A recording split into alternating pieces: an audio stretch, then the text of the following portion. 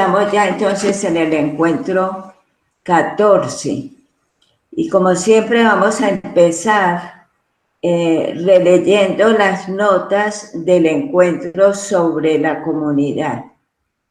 Entonces, lo primero que resonó fue pues que ha sido muy importante como detenernos en este nuevo enfoque comunitaria que traen las constituciones y que fue el que recogimos a partir del concilio. Y junto con eso se subrayaba muy importante que se señale en las constituciones la acción del espíritu en la formación de la comunidad, porque realmente es el espíritu el que nos une y el que nos une en la diversidad. Y su acción pues es fundamental en este esfuerzo, en este deseo nuestro de construir comunidad. Luego también nos decían que es muy bueno ver cómo en este artículo se recoge ese nuevo enfoque de la vida comunitaria y se hace con profundidad y con realismo, porque se habla inclusive de que hay conflictos y de cómo tenemos que afrontar los conflictos, porque todas sabemos que esa utopía de la comunidad, que decíamos es la utopía cristiana, la utopía que la Iglesia quiere promover, caminando juntos en comunidad, unidos por el mismo espíritu. Entonces, esa utopía se construye en grupos humanos y concretamente en nuestras comunidades humanas, con nuestros más y nuestros menos, en cuanto a la relación. Bueno, y alguna otra decía que el citar esas palabras de Juana en el proyecto, en el primer proyecto, cuando nos invita a construir un modo de vida que dé credibilidad a lo que anunciamos y a ser piedras vivas en esa construcción. Y a mí también pues, me resuena mucho esto de ser piedras vivas en lo que Juana de Lestonat y Jesús quiere que vayamos construyendo. Y me parece muy importante en este año Lestonat, que nos sintamos muy activas, muy comprometidas, muy responsables de ir captando lo que el Señor nos quiere decir y lo que juntas tenemos que construir. Bueno, y por último hubo otra intervención en la que tomaba lo que dice el artículo 13 de la mutua unión y conformidad, y nos decía pues cómo la conformidad es como asentimiento, es afirmación, y aplicándolo a la vida comunitaria es como consentir que cada una podamos ser lo que somos en esa diversidad, sabiendo pues que lo que nos une es un mismo espíritu y que tenemos que aprender a aceptar y a convivir en la diversidad. Bueno, entonces hasta ahí creo que están las resonancias del artículo sobre la comunidad. Entonces vamos a entrar ahora en un nuevo núcleo de artículos que yo los recojo como todos los que se refieren al cuidado de la vida interior, el cuidado de la vida interior, o sea, eso que Juana tanto nos recomendaba, como diciendo que es que solo desde una vida interior fuerte se puede dar una acción apostólica también creíble y sostenible. Y ella lo dice muy claramente en el artículo 5 de la Breye, cuando describe la naturaleza específica de la compañía. y subraya mucho de que la vida interior, la oración, el cuidado de la vida interior tengan un lugar importante junto con la entrega a la misión. Y lo repite también en el artículo 6º de las Constituciones. Bueno, entonces volvemos a este gráfico que les he mostrado muchas veces, pero vamos a ese núcleo que está en rojo. Ahí meto todos estos artículos que se refieren a los medios para mantener una vida interior profunda y sólida. Eso también para sostener la misión, para ayudarnos en la comunidad, para ayudarnos en la vivencia de esa vida evangélica. Entonces, ese es el núcleo que vamos a empezar a ver ahora, después de haber visto los de la llamada, la misión, los votos, la comunidad. Bueno, entonces, recordemos cómo vimos en la historia de la orden, algo que a mí me llamó mucho la atención porque se subrayaba bastante, como eso que Juana de Lestonal llamaba como la naturaleza específica de la compañía, que entonces se consideraba como una vida mixta, fue lo que constituyó de verdad como una novedad en la vida religiosa de ese momento. Porque acordémonos que había unas de una vida monástica muy austera o otras muy dedicadas a la educación, a la misión, pero sin ese énfasis en una vida interior profunda. Entonces, pues una fue como, en ese sentido, se consideraba la compañía como un don providencial para la Iglesia y para la vida religiosa en aquel momento de cambio y de renovación. Ese fue como el aporte específico de la compañía. Que ese artículo o ese núcleo del cuidado de la vida interior, a mí me parece que sigue teniendo hoy una importancia muy grande, puesto que nos estamos moviendo en una cultura de mucha agitación, de mucha distracción, de mucha actividad, y que todo eso pues puede contribuir a una vida más superficial. Entonces, el cuidar esa vida interior es importante y es... A ver, un momento. Porque entonces es verdad que un apostolado, una misión como la que tenemos, tiene que estar sustentado por una vida sólida, centrada en Dios y en las virtudes interiores, como lo decía Juana de Lestonal. Y eso es lo que tenemos que cultivar. Bueno, entonces vamos a tomar de ese núcleo en primer lugar, porque ahí en ese núcleo vamos a ver como 6 o 7 artículos.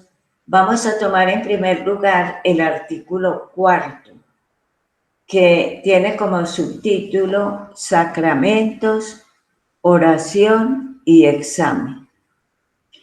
Y es un artículo muy corto, tiene 4 reglas. Y cuando leímos esas 4 reglas, pues son sencillamente como unas normas relativas a la vida de oración, diríamos así. Es un artículo que se reduce mucho a normas, pero ya vamos a mirar cómo la introducción a este artículo después nos va a ayudar a desentrañar lo que este artículo contiene. Bueno, si vemos el artículo, las 4 reglas, en síntesis van a decir esto que vemos ahí. En primer lugar, que hay que hacer una confesión general al inicio de la formación. Luego, que hay que hacer oración, la oración mental y vocal, 1 hora por la mañana y 1 hora por la tarde. Hacer el examen 2 veces al día. Rezar el oficio parvo de la Santísima Virgen siempre que los compromisos de la misión lo permitan. Rezar el rosario completo y confesarnos cada 8 días. Leído así, pues son una serie de normas. Si uno dice, pues es un artículo muy pobre. Pero entonces, por eso vamos a mirar ya en la relectura lo que nos dice la introducción.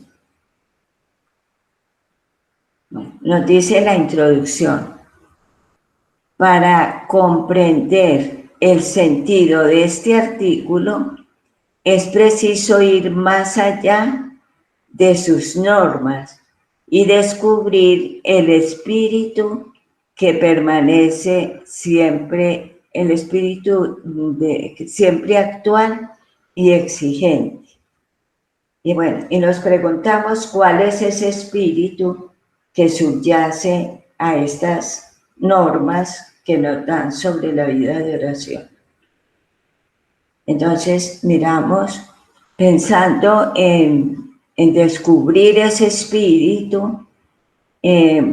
Yo quise leer de nuevo en la historia de la orden, en el libro 11, cuando empieza a hablar de las virtudes de Juana del Estonac, leer el apartado que se refiere a la vida de oración de Juana. Y me pareció que para mí fue una manera como muy concreta de mostrar cuál es el espíritu que se encierra en esas normas que nos da Juana del Estonac para la vida espiritual. Y ahí se ve claramente cómo cuidaba Juana su vida interior. Es interesante volver a leer ese apartado en el libro 11. Bueno, pero, a ver un momentito. Bueno, pero me parece que para ir realmente como a la raíz de lo que es el espíritu de oración y la manera de cuidar la vida interior, necesitamos ir también, además del ejemplo de Juana, a la espiritualidad de los ejercicios. Es que recordemos que el mes de ejercicios está a la base de la formación en el noviciado. Es como la experiencia más fuerte y la que nos va a contribuir a formarnos en ese espíritu de oración. Y que se repite también en la formación, en la tercera aprobación, esa experiencia. Porque es que en los ejercicios se va dando todo un aprendizaje de los distintos modos de orar, de la manera de discernir, de lo que tenemos que cuidar como para disponernos a la oración, de la importancia de la confrontación para evitar engaños. Todo eso es lo que contribuye al cuidado de la vida espiritual. Y eso es lo que aprendemos y tenemos que cultivar a partir de los ejercicios como ese medio de formación. Entonces, en la vida de Juana y los ejercicios nos dan como la clave para interpretar mejor este artículo. Bueno, y digo ahí que no olvidar que los ejercicios espirituales son todo un itinerario de vida espiritual, un itinerario también de oración, que es el que tenemos como que renovar cada año cuando hacemos los ejercicios, pero también tratar de mantener en la vida. Bueno, seguimos. Bueno, entonces teniendo en cuenta esto, vamos a ver otros 3 párrafos que trae la introducción a este artículo. Y el primer párrafo dice: la vida de fe que fundamenta nuestra vida espiritual y nuestro seguimiento de Jesús necesita crecer y celebrarse. Y para eso debe tener un ritmo y unos signos de movimiento y vida. Y por eso les pongo ahí esa imagen de cultivar. Es que necesitamos cultivar la vida espiritual. Si eso se redujera solo a cumplir unas normas, como lo dice así tan escuetamente el artículo, pues sería una rutina. Pero lo importante en este cuidado de la vida interior es cómo cultivamos esa vida, cómo cultivamos las virtudes sólidas que nos recomendaba Juana. Bueno, y sabemos que la experiencia de Juana del Estonac, su experiencia de oración, era una penetración viva en el misterio de salvación. Y en el misterio de salvación. Y de ahí surgía su celo apostólico. La oración de Juana era eso. Y por eso, y ella estaba convencida de que la compañía de María es fruto de la oración y no se sostiene sin ella.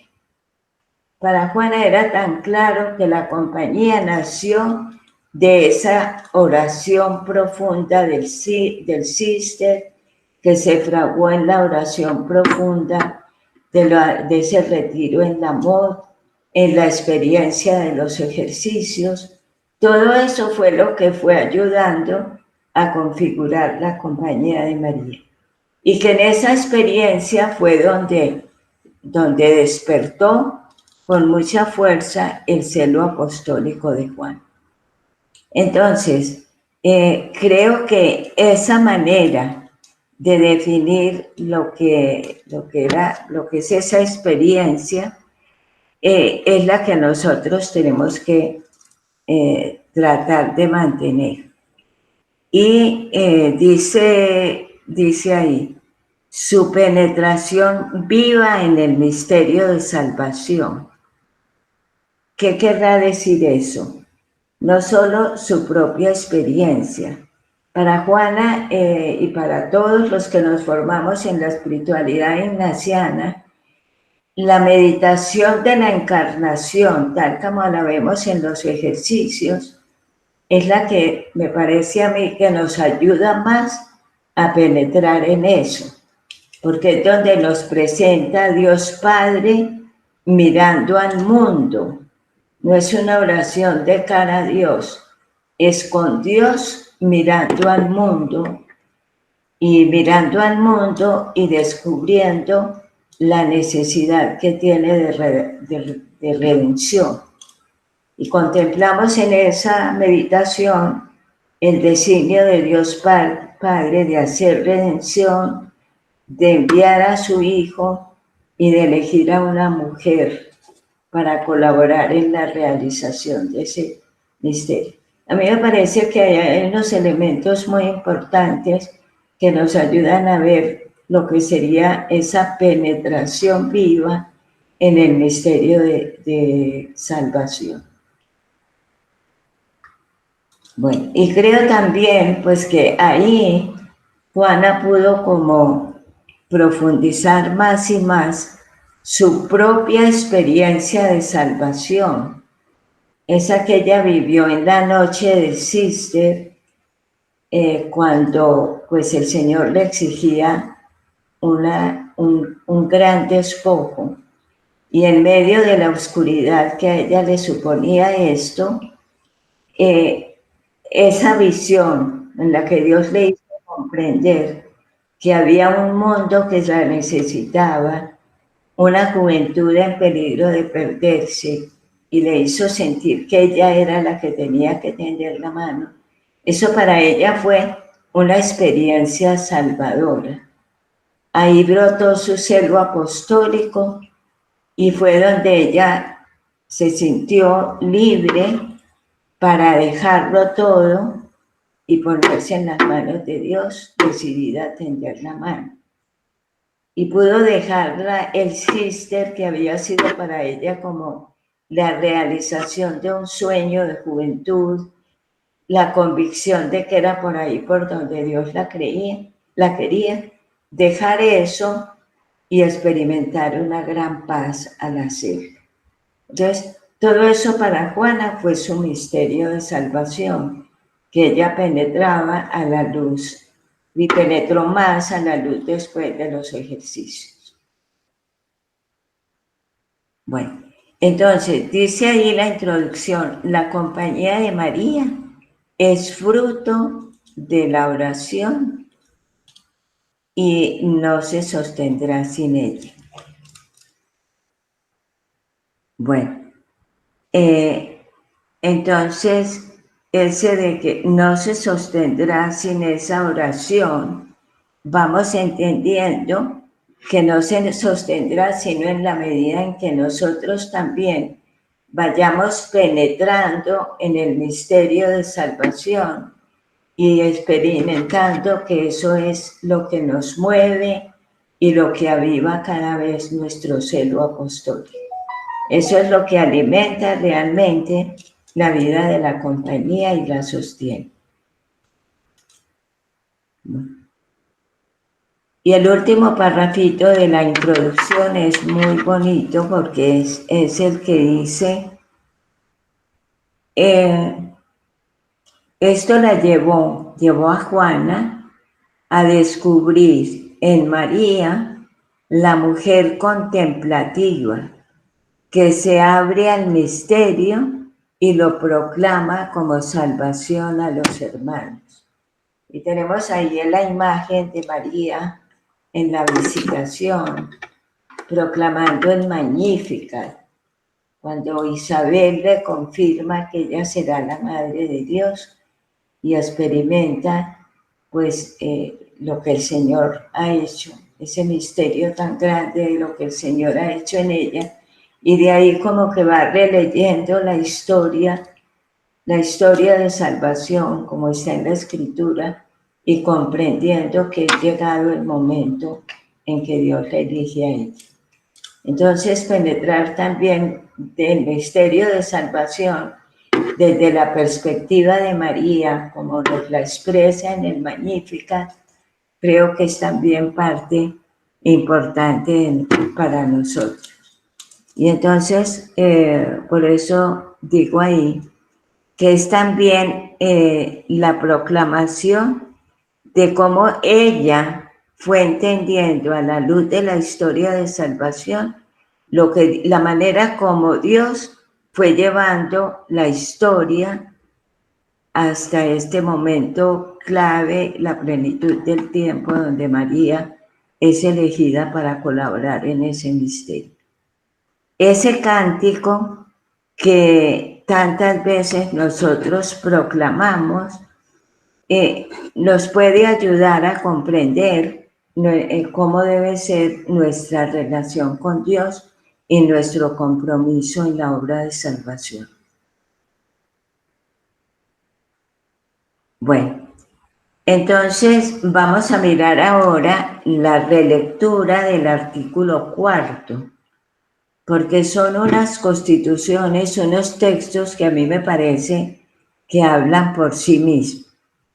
Y tenemos ahí el número 1, penetrar en la dinámica de salvación y anunciarla nos exige una relación profunda con Jesucristo, que nos introduce en su misterio y se hace seguimiento y vida. La oración es una relación profunda con Jesús y su misión. Este párrafo, leído a la luz de lo que acabamos de decir de María, pues nos puede llevar a profundizar sobre la dimensión contemplativa de nuestro ser como compañía de María. Y recordemos que en el capítulo del 2015, una de las, mejor dicho, la primera línea prioritaria se refería a la contemplación. Vamos a mirarla en la siguiente diapositiva. Decía el capítulo, nos sentimos llamadas a fortalecer la dimensión comunitaria de la fe que posibilita el cultivo de una nueva sensibilidad contemplativa. Porque es que si leen ustedes las ponencias de ese capítulo, que tenía como título Hacer presente a Dios en esta cultura, todas giran alrededor de eso. Y en lo que se centraba era que necesitábamos desarrollar una nueva actitud contemplativa para poder anunciar el Evangelio en esta cultura.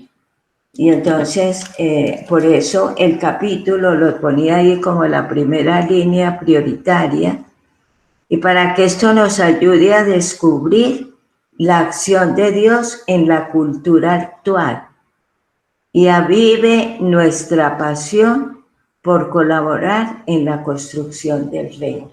Es cuando se hablaba de la mística de ojos abiertos y la mística de ojos cerrados, que es esa nueva actitud contemplativa.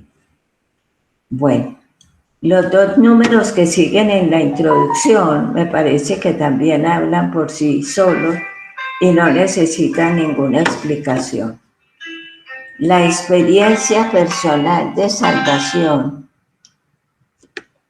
nos da un conocimiento interior del Señor y de su proyecto salvífico.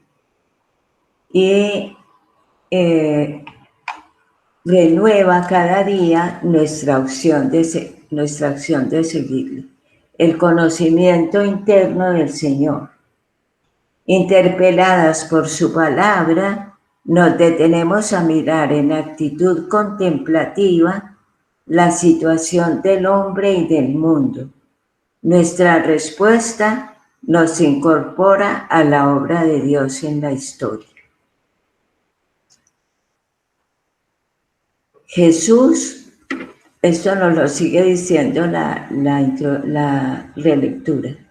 Jesús vive la familiaridad con el Padre y hace de su voluntad la norma de su vida y misión. Nuestra oración, impulsada por el Espíritu de Jesús, nos lleva a esta misma actitud. Es la oración apostólica del contemplativo en la acción que aprendemos en los ejercicios. Entonces, como ven, la referencia es siempre a ese tipo de oración. Consecuentes con esta necesidad de relación personal con el Señor, hemos de establecer en nuestro proyecto personal una jerarquía de valores que nos permita orar e interiorizar la palabra de Dios. La tradición y la experiencia de la compañía nos piden una hora diaria de oración. Y es también como una exigencia de nuestra vocación religiosa apostólica establecer en la casa una capilla o un lugar de oración y favorecer el ambiente de silencio. Ya no tenemos la clausura, ya no tenemos esas reglas del silencio, pero todas apreciamos lo que es tener un ambiente de silencio que propicie el estudio, la oración. Todo eso lo veíamos en lo de la comunidad. Bueno, y el número 4 de la relectura nos va a hablar del examen. Y es un enfoque completamente distinto. El examen es un tiempo de discernimiento para agradecer al Señor su obra en nosotros y en la historia. Es un momento de salvación para reconocer nuestro pecado, sentirnos perdonadas y enviadas con una nueva esperanza. El examen es el ejercicio característico del contemplativo en la acción. Tendremos esta confrontación de nuestra vida con la palabra de Dios en la revisión personal diaria y en la evaluación comunitaria. Entonces, como ven, el examen es un tiempo de oración. Es un tiempo de oración que no podemos descuidar. Este nuevo enfoque del examen nos ayuda a comprender mejor la importancia que tiene este ejercicio en la espiritualidad ignaciana. Recordemos que Ignacio decía que se podía dejar la oración si la misión lo requería, pero que nunca se dejara el examen. Y sabía también que una vida de oración sin examen puede ser ilusoria, como también que un examen sin vida de oración es solo una introspección que se vuelve rutinaria y pierde su sentido. Entonces hay una relación muy grande entre la oración, la acción que vivimos y el examen. Es donde nos detenemos a mirar la vida que llevamos a la luz de la palabra de Dios. Esta interrelación, oración, examen, es importante. Es la que dinamiza nuestra vida espiritual, la que hace que no se vuelva una rutina, porque oramos con la vida de cada día y la vida de cada día es distinta. Es la que va definiendo nuestra identidad espiritual, porque vamos descubriendo por dónde nos va llevando el Señor, qué nos pide, cómo le estamos respondiendo, qué nuevas luces nos está dando. Es una relación con el Señor que nos mueve y nos dinamiza. Podemos decir que el examen es como una manera cotidiana de vivir la contemplación para alcanzar amor, donde se nos invita a contemplar la vida, la obra de Dios, y una cosa muy linda, cómo Dios trabaja en el mundo y cómo Dios trabaja en nosotros cada día. Entonces, es también la manera de cultivar esa dimensión contemplativa que nos pedía el el capítulo, y que sigue siendo tan necesario. Bueno, entonces vienen otros aspectos de la relectura, que esta es bastante larga y que no me voy a detener sino ya en la relectura.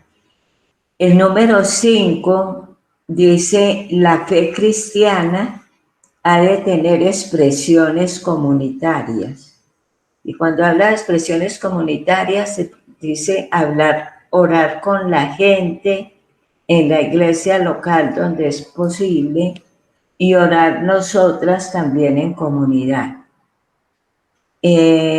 Nuestra fe en la acción salvadora de Dios y nuestro esfuerzo por construir comunidad lo celebramos en la Eucaristía. Y nuestro deseo de crecer también en esta vida interior lo celebramos en el sacramento de la reconciliación. La unción de los enfermos acompañadas por la comunidad es también un momento de ayuda en ese momento de dolor. Entonces los sacramentos con su dimensión comunitaria son muy importantes en el cultivo de la vida interior. Habla también de la liturgia que le da un ritmo y un contenido a nuestra vida de fe. A través del año litúrgico vivimos el misterio salvífico en la celebración del Dios con nosotros, en el caminar hacia la Pascua, en celebrar el gozo de la resurrección y nuestra acogida al don del Espíritu que impulsa la marcha de la Iglesia hacia la consumación del reino. Y habla también de la liturgia de las horas como una manera de dar un ritmo y alimentar nuestra vida de oración. Entonces, como ven, pues habla de todos los medios que se nos proponen para esto. Y viene por último ya el número 8, que dice: las celebraciones marianas encuentran en el ciclo litúrgico su ambiente propicio. Es como encontramos a María en la realización de ese misterio de salvación que se desarrolla a través del año litúrgico. Nuestra devoción a María es penetración en su misterio, imitación de sus actitudes y agradecimiento gozoso por las grandes obras que el Señor ha hecho en ella. Entonces, ahora nosotros en la comida, nos comentaba Marta Inés, cómo es importante, por ejemplo, en esta novena del Espíritu Santo, en esta semana, pues vivirla muy en unión con María, porque ella acompañó a los discípulos en esa espera del Espíritu Santo. Es un momento importante de la participación de María en la obra de salvación. Manifestamos a diario nuestro amor a María en las formas sencillas con que la honra el pueblo, el ángelus, el rosario, la meditación de los misterios, y buscamos con creatividad otras formas de hacer. Pero a mí lo que me parece muy importante de este artículo es eso, que la devoción a María es profundización en su misterio, y para eso el año litúrgico nos ayuda mucho y necesitamos situarla a ella ahí. Y luego, pues esas otras formas de devoción. Bueno, entonces ya con esto terminamos este capítulo, que me parece que es importante pues releerlo y meditar. Gracias, Silvia, por toda esta profundización e iluminación que nos ha hecho desde el cuidado de la vida interior.